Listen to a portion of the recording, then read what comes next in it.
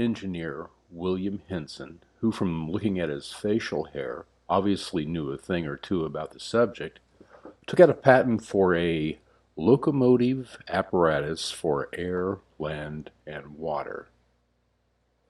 That's an amazing beard.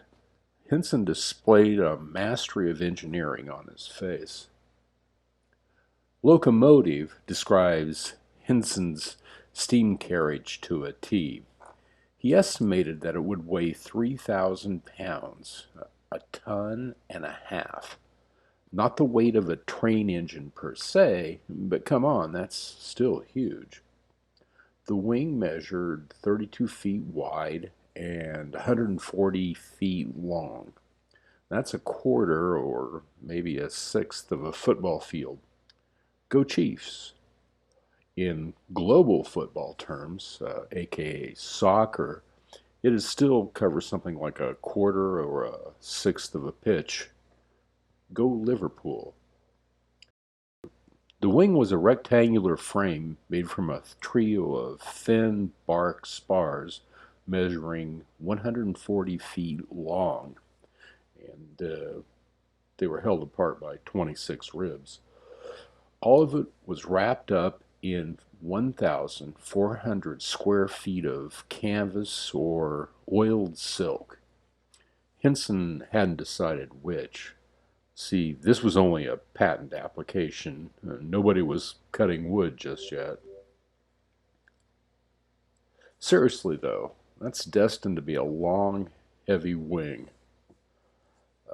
Knowing it would suffer from the heartbreak of saggy tips, Henson used a technique that gained popularity among engineers designing suspension bridges, like Brooklyn's John A. Roebling, who preferred a simpler facial hair design. One steam engine cranked two six-blade propellers. Top speed, 50 miles per hour, estimated.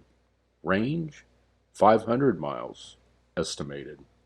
Cost, 2,000 British pounds, $3,000 American, estimated. Pictures of the aerial steam carriage seemed to pop up wherever there was a commercial printing press. Magazines, newspapers, postcards, and cigarette cards, which were the bubblegum cards of the mid-19th century. Ah, simple times. So there was the aerial steam carriage flying over an oasis, over London, over the English Channel, over the ocean, over a pyramid, yada, yada, yada.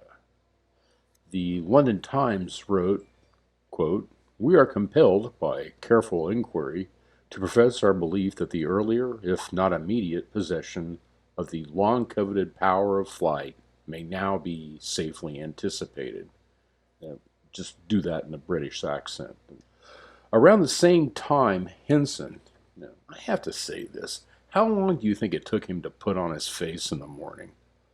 Anyway, Henson founded the Aerial Transit Company, offering investors up to 20 shares of stock for 100 pounds a share, which makes 2,000 pounds.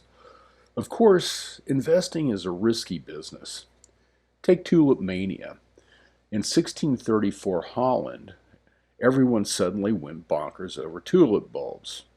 The best soon fetched around $1 million in today's bucks. For the price of a tulip bulb, you could pick up a mansion on Amsterdam's Grand Canal. They even opened up a futures market to trade these bulbs. Past performance is no guarantee of future profits. After about 3 years, somebody woke up and realized, what the what? The tulip market collapsed, fortunes evaporated, lives destroyed. Something like that might have scared away potential investors in the aerial steam carriage. Or maybe Henson was more of an engineer than a salesman, or maybe he fell asleep on his face before the big presentation. But he couldn't sell a single share. Henson kept inventing things, like a T-shaped safety razor, which would bring